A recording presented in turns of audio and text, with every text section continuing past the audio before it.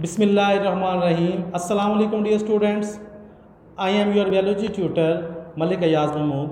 Welcome back to all of you by the Park Garrison School Nankana Sahib. Let we start our today lecture, that is about the reflex action.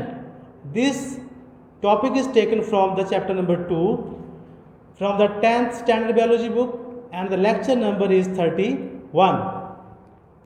First of all, we recall our previous lecture that was about the peripheral nervous system. तो बेटा इसमें हमने सबसे पहले introduction पढ़ा था peripheral nervous system का। Then हमने एक फ्लो चार्ट डायग्राम की मदद से पेरिफेरल नर्वस सिस्टम को अंडरस्टैंड किया था और इसकी वर्किंग को अंडरस्टैंड किया था, इसके फंक्शन को अंडरस्टैंड किया था। तो उम्मीद है ये आपने लर्न कर लिया होगा। तो नेक्स्ट लेक्चर की तरफ चलते हैं। जिन बच्चों को ये टॉपिक याद होगा नेक्स्ट लेक्चर में उनको ये टॉपिक हेल्प करेगा, ठीक है जी। तो नेक्स्ट लेक्चर हमारा रिफ्लेक्स एक्शन के बारे में है। तो बेटा रिफ्लेक्स एक्शन आपको नाम से लग रहा होगा कि ये एक एक्शन है, यानी किसी ये एक यानी रिस्पांस है, ठीक है। तो ये रद्द अमल है, ठीक है। रिफ्लेक्स एक्शन कोई एक्शन परफॉर्म हुआ है। तो बेटा आपको पता है कि जो हमारा सेंट्रल नर्वस सिस्टम है वो दो तरह से हमारी जो रिफ्लेक्सेस हैं उनको कंट्रोल करता है, ठीक है जी। हमारे जो एक्शंस हैं उनको कंट्रोल करता है, वो दो तरह से कंट्रोल करता है। एक तो होता है हमारे पास वॉलंटरी या कॉन्शियस कंट्रोल, ठीक है, और दूसरा होता है हमारे पास अनकॉन्शियस और इनवॉलंटरी कंट्रोल। तो हमारा जो सेंट्रल नर्वस सिस्टम है वो दो तरह से रिस्पॉन्ड कर रहा है। जो हमारा कॉन्शियस और वॉलंटरी रिस्पॉन्स है उसको हमारा हायर सेंटर ऑफ ब्रेन ये कंट्रोल करता है, यानी ब्रेन का हायर सेंटर। मसलन वो हायर सेंटर ब्रेन का कौन सा हो सकता है, मतलब जैसे फोर ब्रेन है, फोर ब्रेन के अंदर फिर आगे सेरिब्रम है, ठीक है जी। तो ये हमारा हायर सेंटर है। तो ये जो एक्शन ये कंट्रोल करता है वो कॉन्शियस और वॉलंटरी एक्शन होते हैं, यानी वो हम सोच समझ कर फिर हम एक्शन लेते हैं, ठीक है। और दूसरी तरह के रिस्पांस होते हैं अनकॉन्शियस और इनवॉलंटरी। इनको कंट्रोल हमारा हायर सेंटर इनको कंट्रोल नहीं करता है। तो हायर सेंटर मैंने बताया ब्रेन के अंदर हमारा फोर ब्रेन है, और इसके अलावा जितने भी पार्ट्स हैं, ख़ास तौर पर जो स्पाइनल कॉर्ड है वो हमारा हायर सेंटर नहीं है, ठीक है। तो वो कुछ ऐसे जो नर्व इम्पल्सेस हैं, इंफॉर्मेशन है जो कि एमरजेंसी में परफॉर्म होनी होती हैं, उनको कंट्रोल करता है हमारा स्पाइनल कॉर्ड, ठीक है जी। तो लिहाजा अनकॉन्शियस और इनवॉलंटरी जो है वो हमारा ब्रेन का हायर सेंटर उनको कंट्रोल नहीं करता है। स्पाइनल कॉर्ड या अदर पार्ट्स जो है ब्रेन के वो उनको कंट्रोल करते हैं, ठीक है जी। तो बच्चे हमने डिफाइन करना था रिफ्लेक्स एक्शन को, तो हमने सबसे पहले इनको पढ़ा क्योंकि इन्हीं में से हमने रिफ्लेक्स एक्शन की तारीफ निकालनी है, डिफाइन निकालनी है, ठीक है जी। तो जो बेटा अनकॉन्शियस और इनवॉलंटरी एक्शन होता है एक्चुअली वही हमारा रिफ्लेक्स एक्शन होता है, ठीक है। जब कभी इनवॉलंटरी और अनकॉन्शियस रिस्पॉन्स वेरी क्विक हो, ठीक है जी, वेरी क्विक परफॉर्म हो, तो उनको हम कहते हैं रिफ्लेक्स एक्शन। यानी वो रिस्पॉन्स अनकॉन्शियस और इनवॉलंटरी हो लेकिन इसके साथ साथ वो बड़े क्विक हों, यानी क्विक रिस्पॉन्स हो। अगर वो अनवॉलंटरी वेरी क्विक रिस्पॉन्स हो तो फिर वो कहलाएगा रिफ्लेक्स एक्शन। तो प्रॉपर डिफाइन हम करते हैं the autonomic involuntary response produce by the CNS। अब CNS जो है उसमें ब्रेन भी है और स्पाइनल कॉर्ड भी है, लेकिन यहाँ पे आप याद रखें कि हायर सेंटर नहीं होगा CNS का, ठीक है। Produce by CNS is very quick is called the reflex action, ठीक है, उसको हम रिफ्लेक्स एक्शन कहते हैं। अंडरस्टैंड बच्चे?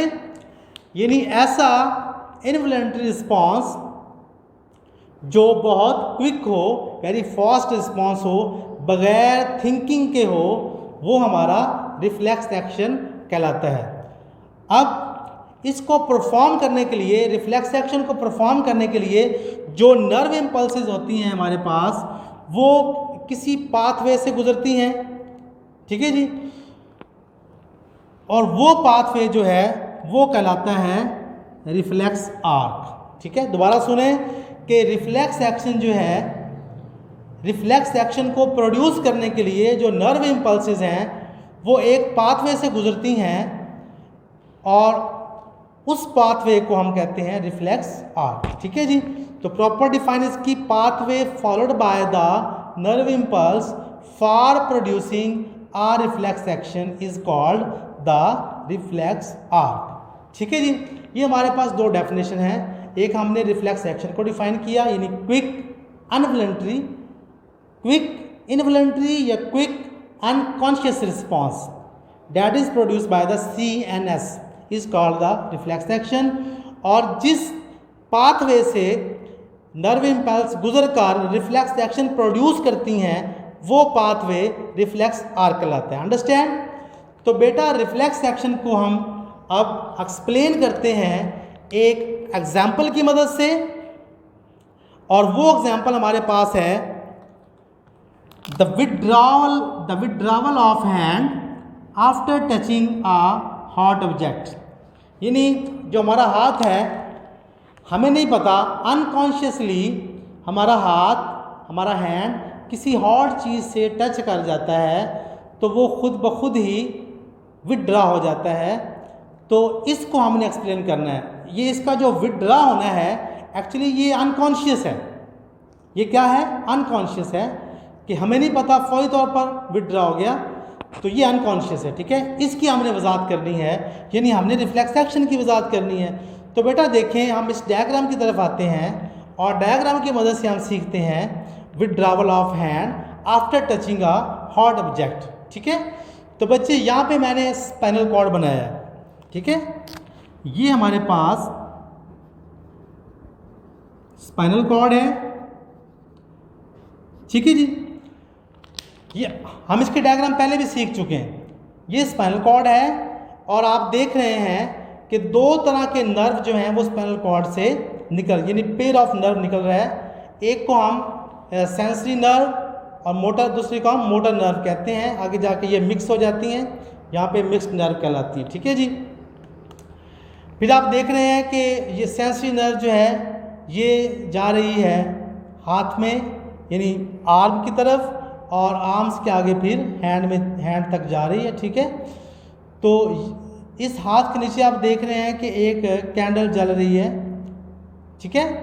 और दूसरी जो नर्व है वो हमारे जो अपर आर्म का जो मसल है वहाँ तक जा रही है, ठीक है जी।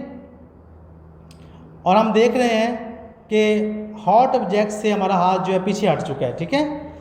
तो हम यहाँ से इस एग्जाम्पल से हम सीखते हैं कि इसमें आप देख रहे हैं कि स्पाइनल कॉर्ड जो है वो एज ए कोऑर्डिनेटर काम कर रहा है। इस एग्जाम्पल में spinal cord as a coordinator function perform कर रहा है।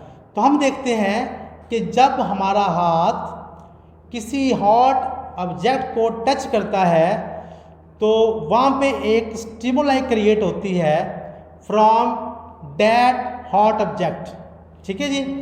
उस हॉट ऑब्जेक्ट से, यानी वो जो हीट है वो एक स्टिमुलाई है, ठीक है।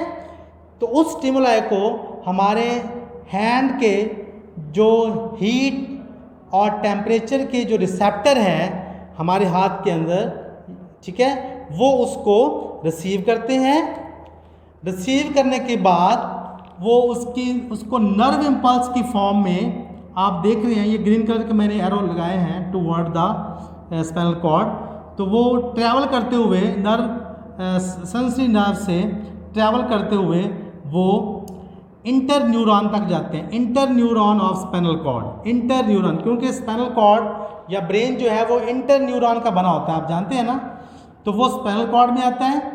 अब स्पाइनल कॉर्ड क्या करता है, इस इंफॉर्मेशन को इंटरप्रेट करता है और इंटरप्रेट करने के बाद वो इसका रिस्पॉन्स बना के उसको मोटर नर्व से वापस भेजता है इफेक्टर की तरफ। और यहाँ पे इफेक्टर कौन है? हमारा अपर आर्म का मसल।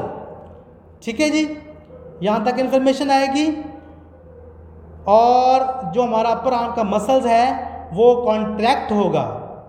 ठीक है, और जैसे ही ये कॉन्ट्रैक्ट होगा हमारा जो आर्म है वो विथड्रॉ हो जाएगा। यानी ये ऐसे हीट किसी गर्म चीज़ से टच कर रहा है तो जैसे ही ये कॉन्ट्रैक्ट होगा तो हमारा हैंड जो है वो विथड्रॉ हो जाएगा। ये आप देख रहे हैं कि ये विथड्रॉ हो गया है, ऊपर की तरफ चला गया। हीट जो है या हॉट ऑब्जेक्ट जो है वो नीचे रह गई है। ठीक है, तो हमारे पास जो रिस्पॉन्स पैदा हुआ है वो है विथड्रॉवल ऑफ हैंड। और इस सारे एक्शन से हम अवेयर नहीं थे, हम इस सारे एक्शन से अवेयर नहीं थे।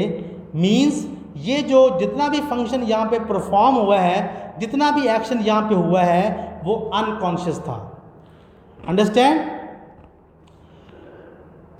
दोबारा सुन लें, मैं आपको इसके पॉइंट भी रीड करवा देता हूँ। और दोबारा देखिए आप कि एक पर्सन का जो हैंड है वो किसी हॉट चीज़ से टच किया है, वहाँ पे एक स्टिमुलाई क्रिएट हुई है हीट की। ठीक है, फ्रॉम द हॉट ऑब्जेक्ट। उसने हमारे जो रिसेप्टर हैं हीट के और टेम्परेचर के हमारे हाथ के अंदर, उनको उसने स्टिमुलेट किया, उसने अपना जो है वो मुतहर्रक किया है और वहाँ पे नर्व इम्पल्स पैदा हुई है जो कि गई है स्पाइनल कॉर्ड की तरफ। स्पाइनल कॉर्ड ने उस नर्व इम्पल्स को इंटरप्रेट किया है, उसको अंडरस्टैंड किया है, समझा है, उसका रिस्पांस बनाया है और वो भेजा है मुतलका मसल्स की तरफ, यानी जो कि अफेक्टर है हमारा। और वो कौन सा? अपर आर्म का हमारा मसल है। और उसको इन्फॉर्मेशन गई है कि वो सिकुड़ जाए, तो वो सिकुड़ा है तो हमारा हाथ जो है वो बेंट हुआ है अपवर्ड, यानी विथड्रॉ हो गया है। हमारे पास जो रिस्पांस है withdrawal of hand from the hot object. ठीक है जी, अब हम इसको देखते हैं, इसके पॉइंट्स भी रीड कर लेते हैं। ठीक है जी, फर्स्ट ऑफ ऑल मैंने बताया कि एग्जांपल है और यहाँ पे मैं लिखा हुआ है कि spinal cord act as a coordinator. यहाँ पे स्पाइनल कॉर्ड जो है वो कोऑर्डिनेटर के तौर पे काम कर रही है।